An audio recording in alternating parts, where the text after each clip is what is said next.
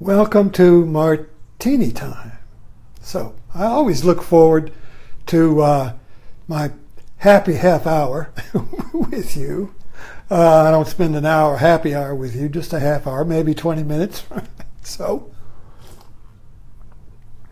as you know, I've been obsessed, people might say that, with metaphor, what it means.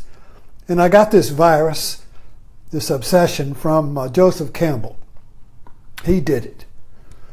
He spent his whole life trying to explain metaphor, myth as metaphor, religion as metaphor, art as metaphor. And he spent his whole life trying to explain metaphor because nobody knows what it is. Or if they think they know, they don't. And in my own investigation into this mystery, I've expanded metaphor from the way I understand it. There's dead metaphors, and then there's living metaphors. Now, a dead metaphor is one that's already created, like you might, and we copy them. We use them all the time. They become popular part of language. Tilly, excuse me. Somebody's at the door. Anyway, we use it as popular parts of language. Like he's a lion in the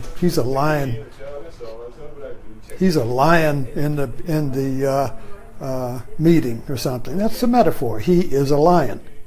Okay, so when you use a metaphor, you're saying this is that. Okay, so I have a metaphor here for you. My teddy bear. And it's a 76-year-old teddy bear.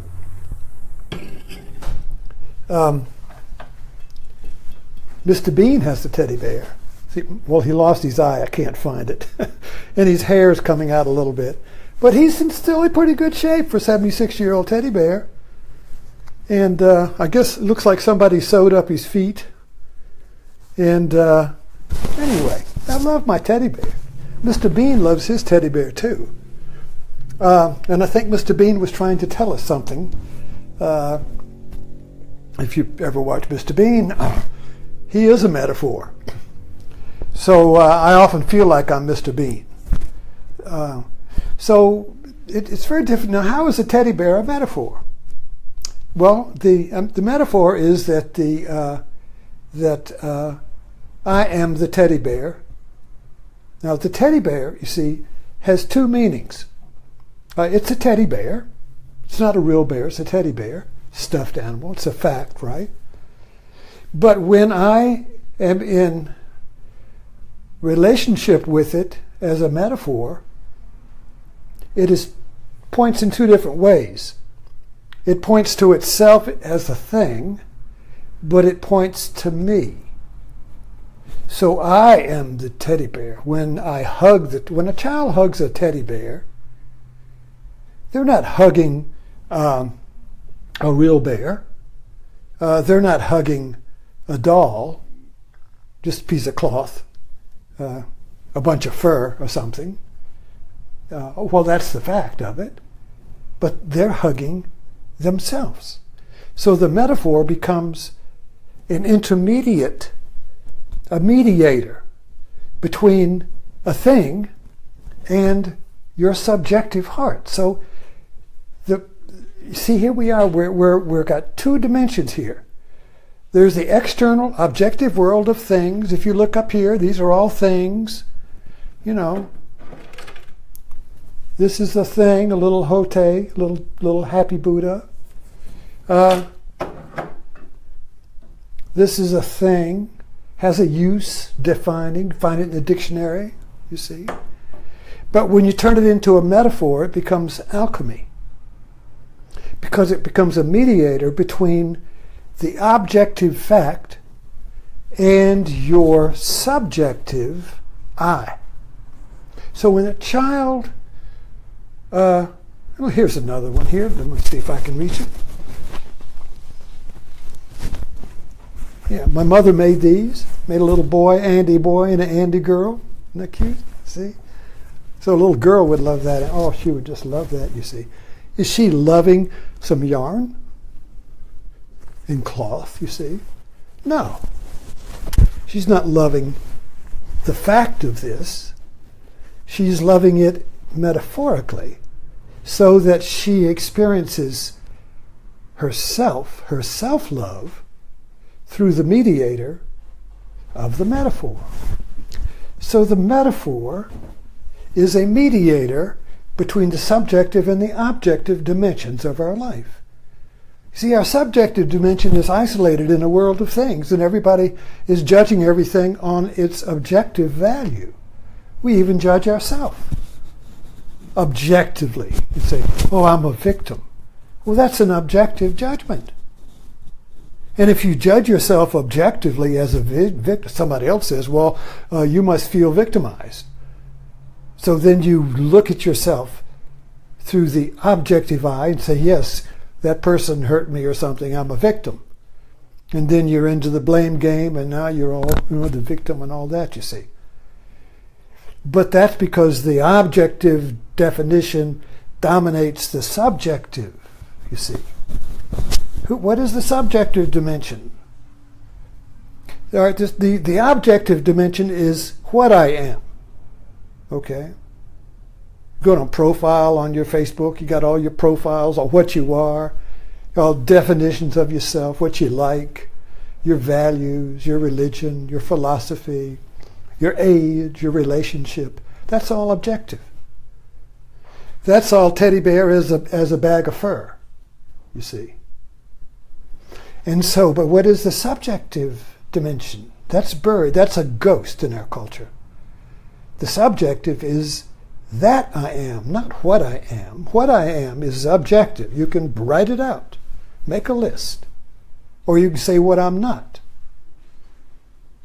See, so that's, so, but that I am transcends what I am. That's the subjective I, that I am.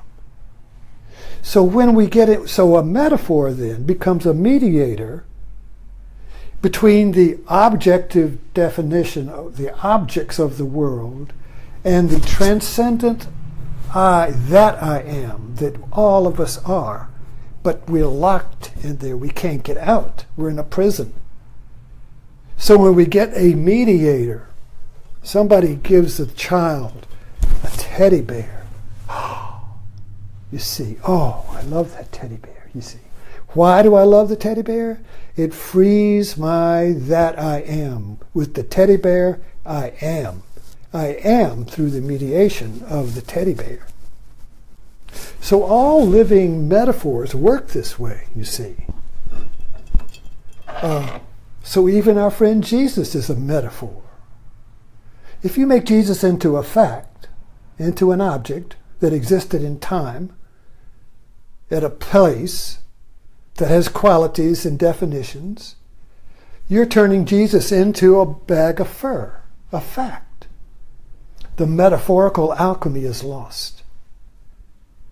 But when the metaphorical alchemy of Jesus is alive, then I and Jesus are one, you see. So Jesus, as a metaphor, is a fact, historical person, God, whatever you want to call him, in time, out of time, whatever.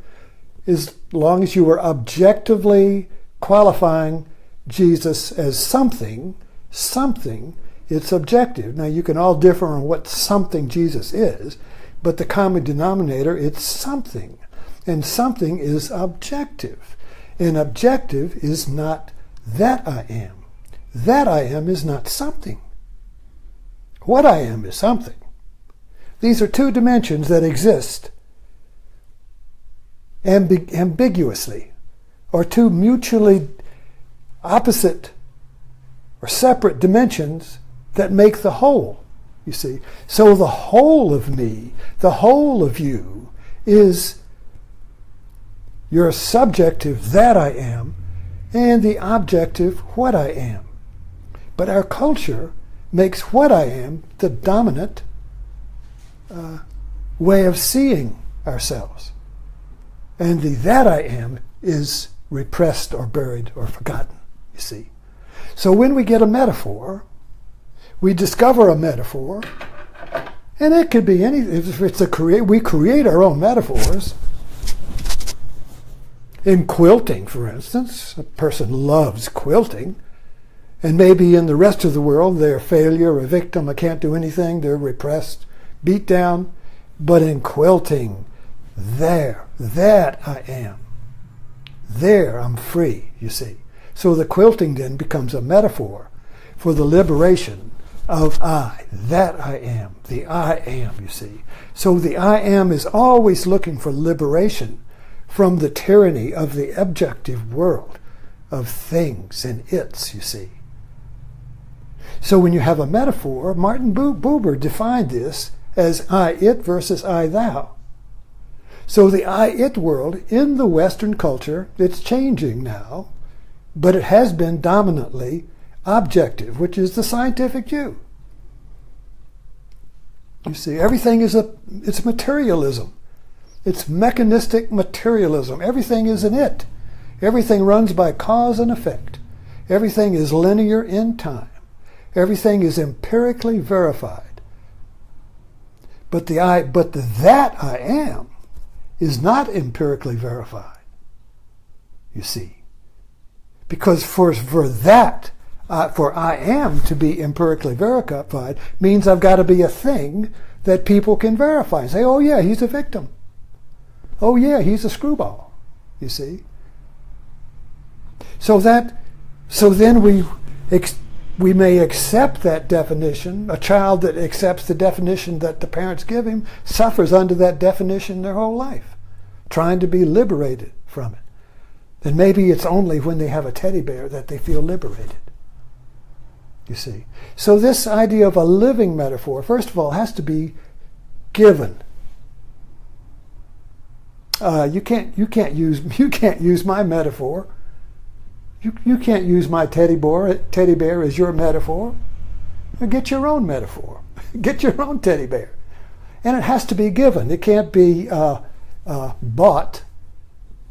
You can't go get one because you want a metaphor. It has to be discovered. It has to be given. It has to be come upon.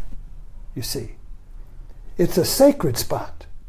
The metaphor is a sacred spot where my secret that I am, meets with some form and forms a relationship of love and liberation. And nobody else can get in there. It's like Romeo and Juliet in Shakespeare. That secret ghetto of lovers where nobody can enter, you see. The world cannot penetrate it. You see, so the living metaphor, and this is what Eckhart Tolle kept pointing out, religion is metaphor. Art functions on metaphor.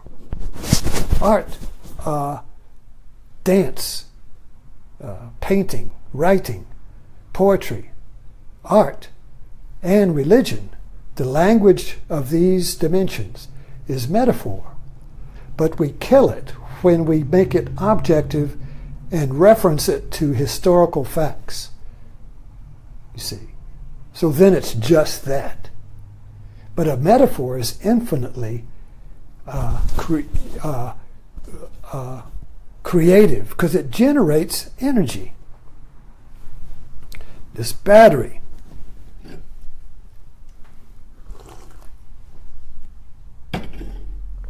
This is a metaphor.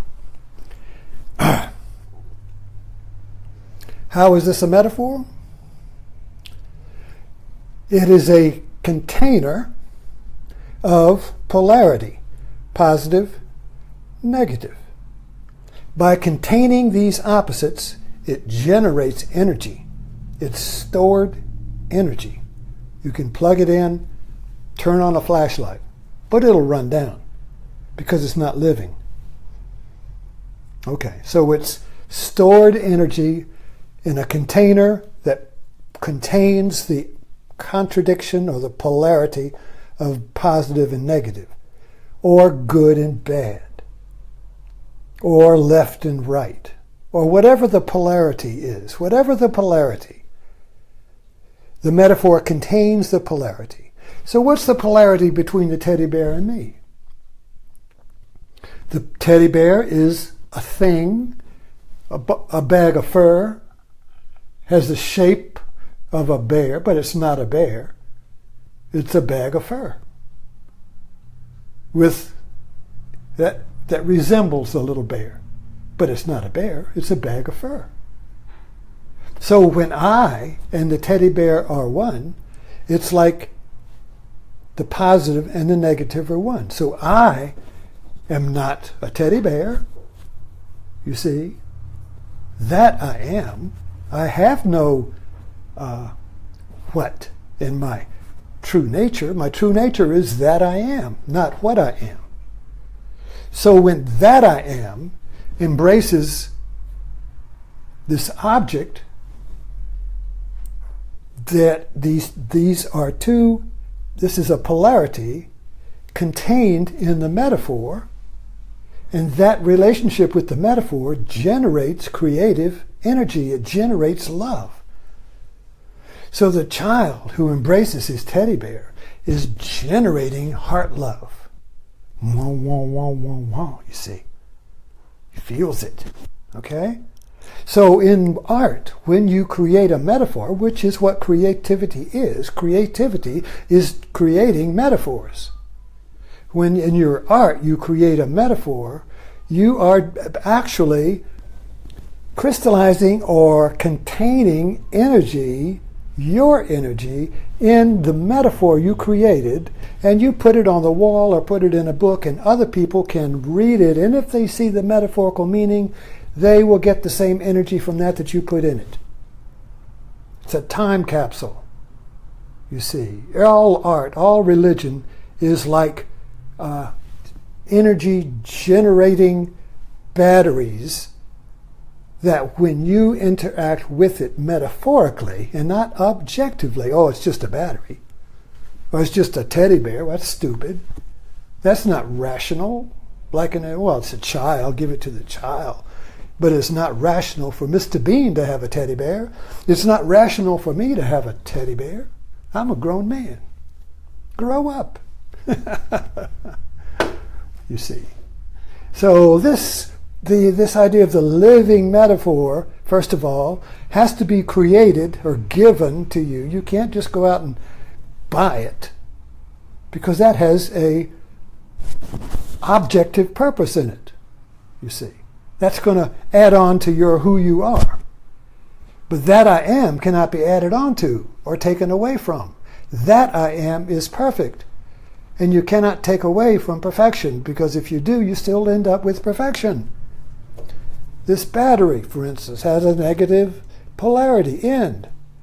Now, if you take a magnet, for instance, and you cut this away, and then the magnet is that big, guess what? You still got the negative and the positive end. You can't take it away. You can try to reduce it, and you can't reduce it. It's always going to have a positive and a negative polarity, you see. It's always going to be perfect. So that I am is perfect. It's only what I am that is imperfect, because if you say what I am, well, I'm a retired person. Well, you could be working, you could be better, you need some money, you ought to get a job, or whatever, So whatever I am has limitations, because it's defined as this, and it's not that. What I am is always a narrow definition. But that I am is unlimited. That I am is prior to definition, prior to the what. Transcends the what. But it can't get out in an objective world where everything is a what or an it. You see? If I come out, I'm an it. People, oh, you're an it, you see. So how do we liberate the I am? How do we liberate the that I am? You see, how do I liberate the knower? Not the known, the knower. That I know. You see, that is the ghost in the machine. And in a world full of machines and robots and computers, I am is a ghost. So it's up to you to liberate it by finding your metaphors by creating your metaphors, by finding the mediator that acts like a teddy bear, that liberates your I from the it and turns the world into a thou, you see. I, thou. That's one. I, it is two, you see. I and it. And this gets closed off, so there's just its. And that's when we go crazy, when we just an it in a world of its, you see. So to open the I up again into an I, thou, boom, you need a mediator. And that's where art, and that's the true function of religion. The true function of religion. But religion has fallen into the world of its. And once you fall into the world of it's just a bag of fur. That's not a... Grow up. Throw your teddy bears out. Be mature. Buck up. Get rid of your childhood, you see. Grow up. Join the adult world, which is realistically just a bunch of its bumping around trying to survive and be the biggest it in town, you see. So thank you for dropping in, and I'll see you in the morning for another metaphor for your toolbox. We're going to collect a lot. Thank you.